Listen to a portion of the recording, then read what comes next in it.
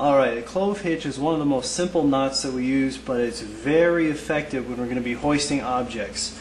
So today I'm going to be using a baseball bat instead of a pike pole, just to show that any kind of diameter, it doesn't really matter, is going to keep it the same.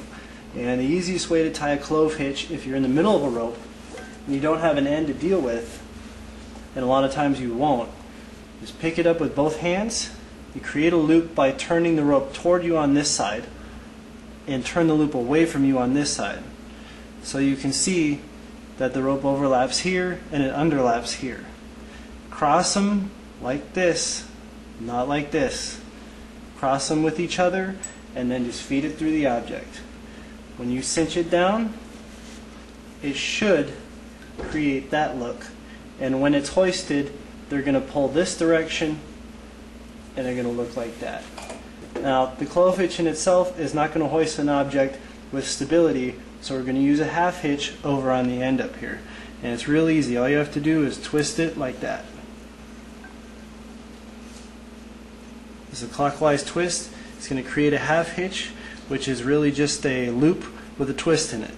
And now when we pull, no matter how hard I pull, this object is going to stay still, and however I choose to hoist it, it's going to stay perfectly within the bounds of this knot. Alright, now if we need to tie a clove hitch and we have an end of a rope, we can use a different method. We can use the same bat as an example here.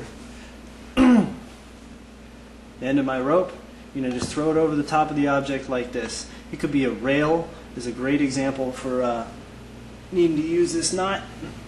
Pull it back underneath itself like this, and you're going to wrap around it again. Don't come over this way and just create a spiral.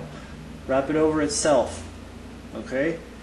Bring it back underneath again, and you're going to come back up right where you crossed the last time.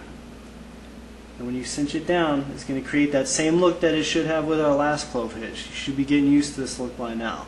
And when it hoists or when it pulls, whatever the case might be, it's going to create this same look right here where it's crossing over itself.